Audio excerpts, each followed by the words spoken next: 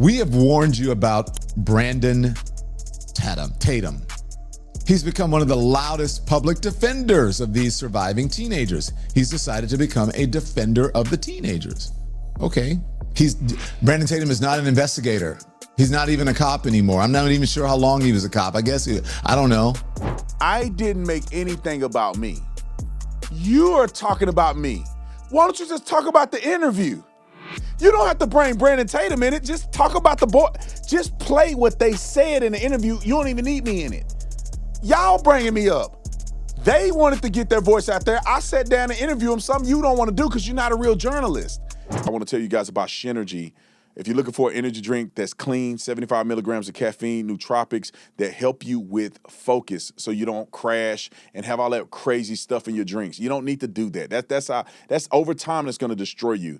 But we didn't just create an energy drink because we care about your overall energy and health. So we created an energy drink and a night drink. One that helps you go to sleep, wake up with energy, and the other one gives you sustainable energy throughout the day. So if you're looking for a company that agrees with your values, American-based, American-made, American customer service, look no further. ShenergyLife.com has you covered. And then we have a money-back guarantee. You take the product, it don't work for you, we'll get your money back. Let's get to the context of what he's saying. And these people, they want me to be wrong so bad. It's like, dude, just listen to what I'm saying and then critique what I'm saying. They can't. Roll the clip. Okay. And we have not, I try not to say his name. Other folks have said his name. Try not to say his name, but I'll say it this time because I'm doing a report on him. We have warned you about Brandon Tatum. Yes, sir. From the very beginning. What do you want him? He's become one of the loudest public defenders of these surviving teenagers. He's decided to become a defender of the teenagers.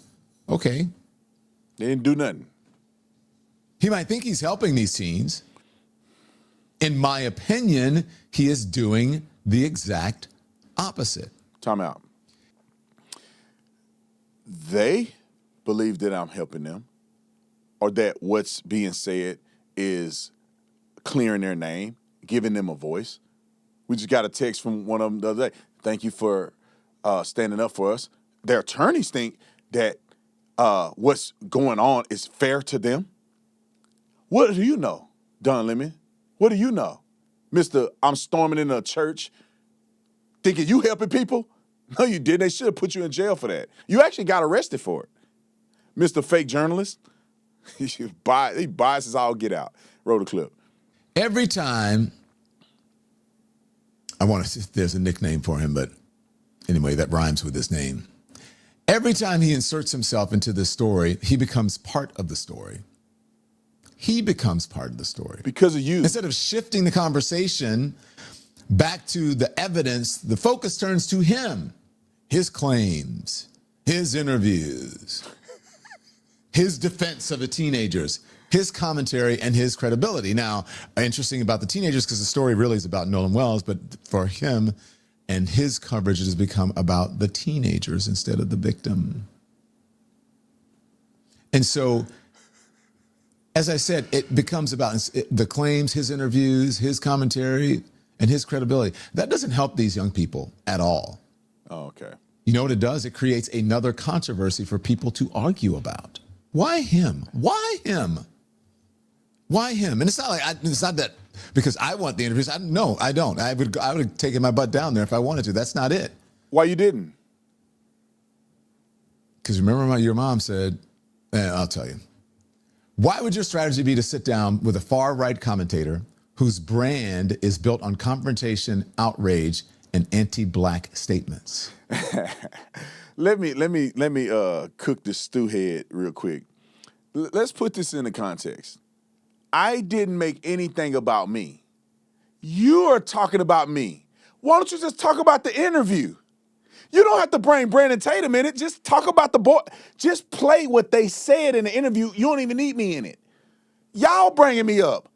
They wanted to get their voice out there. I sat down and interviewed them, something you don't want to do because you're not a real journalist. You don't want to get the other side. You just want one side. And we got evidence that I reached out to Benjamin Crumb. We shared the emails the other day. They don't want to talk to me, but they go on Chris Cuomo's show. Well, it ain't my fault that they don't want their side. They can talk how they want. You bringing me up. You're bringing my name in this. You could just focus on them. You focusing on me. All right, let him finish. He got some more weird stuff to say. Roll it. Last night didn't help. Last night didn't help. Nancy Grace asked him, Brandon Tatum, a direct question. That's right. Say my name. Did the surviving teens take a polygraph test? That's the question. Roll it, Andy. Have the friends taken polygraphs? Well, from my understanding, all but I believe one took a polygraph, and from what was told to me that they all passed. And all of the ones that took a polygraph took one without a lawyer. And they cooperated with law enforcement. So from my understanding, everybody took a polygraph test. Why do you say that's from what you understand? Did they tell you they took a poly and passed? Yes, ma'am. They told me that they did it. I wasn't there. So that's what I'm saying from my understanding. They told me that all the boys except one, which is Warren, I believe, took a polygraph test. All of them did not have lawyers and did it and cooperated with police. Warren also cooperated with police. I just believe he didn't take a lie detector test, but Warren is the young man that I interviewed. So, so as you can see, I'm conflating lie detector test with polygraph. It was an error on my part to say polygraph, but I conflated the two, but I cleared it up. I made sure, because I don't want anybody to have ambiguity out there. It was a mistake on my part by not just saying a lie detector test to start with and then clarifying that the lie detector test was a voice stress analysis. And so I said polygraph test because they're synonymous. And in my mind, I'm thinking, and I'm just saying that, and then I clarified it because I realized that I'm saying polygraph test and I mean lie detector test, and I couldn't think of the name of the voice stress analysis at the time. Then I came back and told her it's the voice stress analysis. And I'm going to get to why this is a nothing burger anyway, and Don Lemon, who have no idea what he's talking about, he wouldn't know this because he's never done any investigatory work in his life.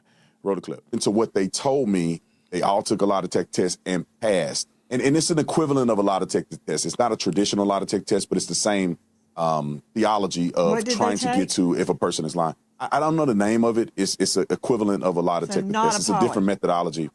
I don't believe it was a polygraph test. I believe they took other stressors in order to analyze if the people were telling the truth or not. So then the answer to did they take a polygraph would be no. Well, yeah, I think it could be semantics because they took a test to analyze whether or not they were being truthful in their statements, and that certified test, they passed it. It just wasn't considered a traditional polygraph. I think it's a more advanced way of doing it. Brandon Tatum. Hold on. In a nutshell, So she moved on to another person. And so I ended up responding, which Don Lemon didn't have on his thing, obviously. But he did mention it. I give him the credit. He did mention that I responded and clarified. Let me tell you why this is really a nothing burger. Because a polygraph test, voice stress analysis are different, but neither one of them are verifiable enough to be presented in court. Most voice stress analysis tests are conducted on police departments all the time. It's like almost a new modern way to do it because polygraph is somewhat antiquated to a certain degree. And so it's less intrusive to have a voice stress analysis. None of that stuff matters in court. None of that stuff is verifiable in the court of law beyond a reasonable doubt in order to use that to say somebody's telling the truth or not. This is just a minor variable for two reasons why they would do that on a police department. One is that when they tell a suspect or a person they're interviewing that we're going to test you to prove if you're lying or not, a lot of times people come clean because they are thinking in their mind that thing will 100% tell if I'm lying or not. So they come clean. Also, there are indicators that may suggest that the person is not being as truthful as they should. The indicator will cause a detective or an investigator to pose more questions or go back and re-interview them because they feel like they have enough reasonable suspicion to believe that the person isn't being truthful. This is not a court-certified. Nobody's arguing in court whether you passed or failed a polygraph. A polygraph test is not 100%. And this is why it don't go well in court. They'll say, did this person do a polygraph test or a voice stress analysis? They'll say yes. Is it impossible that a person can cheat this system? Yes. Is it 100% factual that if they pass, they're telling the truth? No. End of the story. The juror's gonna say this means nothing. So I understand the question, and I shout out to her because she's reasonable enough to push back, and I gave her an explanation on it. So, but Don Lemon have no idea what he's talking about. So she got him. Wrote a clip. He didn't answer the question that was asked. Now, I always, in all the interviews, and it would just guile people, I would make them answer the question I asked, because people would often pivot, especially politicians, especially people with an agenda. They'd often pivot. And I'd say that was a great answer to the question, but that wasn't the question I asked. Can you please answer the question I asked? And the question was, did they take and pass a polygraph test? Did they take and pass a polygraph test? He didn't answer it. Later, Tatum said that he meant a voice stress analysis. Time out. Are we listening to the same clip? Are we listening to the same clip? She asked me, no, Brandon. Did they take a polygraph test? And I told her, I said, well, I think this is semantics, because both of these tests are reasonably evaluated the same on whether or not a person is lying. So I said, I think it's semantics. No, they did not take a polygraph. They took an equivalent of a polygraph. How is that not an answer to a question? If somebody said, did a person run a marathon? And I say, well, if the objective is to say, did a person run 26 miles? And you go, well, yeah, we're talking about, did a person run 26 miles or not? Was it called a marathon, or was it called a fun run, or whatever you want to call it? It's semantics. Whether they did a polygraph test or they did a voice stress analysis, it's still a determining factor that law enforcement uses to determine, in part, whether a person could be truthful or not in their statements. So the ultimate question is, were they evaluated on truthfulness of what they said on a certified system that is utilized by law enforcement? The answer is yes. Is it a polygraph or a voice stress analysis is the difference. And it's the same. Did he run an official marathon through the official marathon organization, or did they run 26 miles with an equivalent running organization? And that's why I said, well, no, they didn't run the marathon, but they ran 26 miles. They didn't do a polygraph. They did a voice stress analysis, which is equally viewed in the court as not sufficient for court proceedings. Let him finish. Nancy Grace asked. And those are not the same thing. In a case where every word matters, precision matters. Now, look, I can't tell you exactly what Brandon Tatum's motivations are here, and I'm not going to pretend that I do know them. I have some ideas, but I do know this, and I want you to hear me very clearly here. If your goal is to help these teenagers, this strategy is not working. This ain't it. This ain't it. If you're trying, maybe you genuinely think you're trying to help them while you're enriching yourself. Ooh. In my opinion, it is making. I think I'm going to get to another clip. I'm going to get to D.L. Hughley. Don Lemon, listen to me clearly, and everybody that's watching this. Shut your mouth about somebody enriching themselves. There's no enrichment in this. I'm taking a lot of blowback over this. And my family got to watch people lie on me on the internet all the time, every single day, and say I hate black people. There's no enriching. I'm already successful. What are you talking about?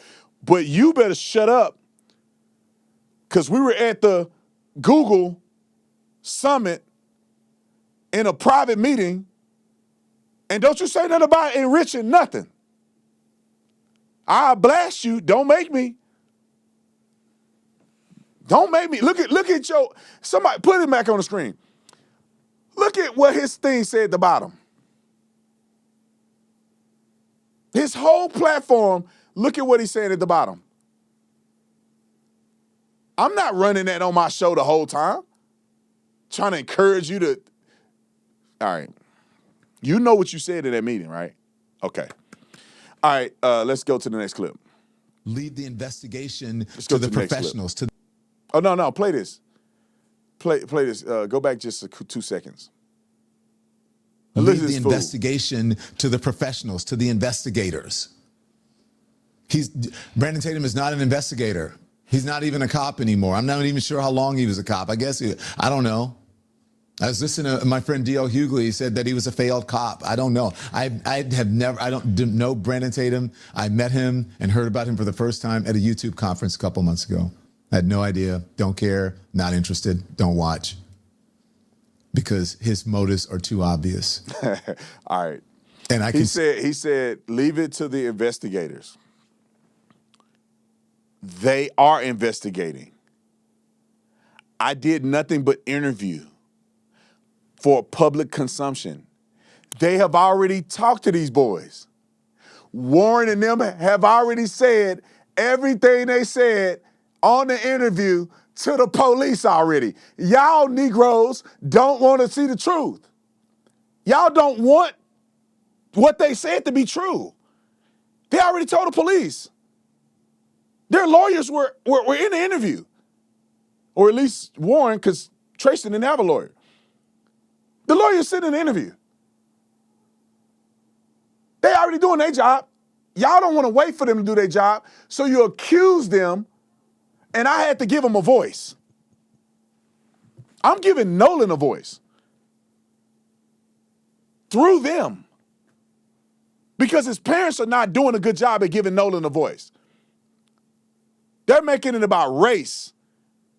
The fair thing to do with Nolan is Nolan didn't think these boys were racist, did he?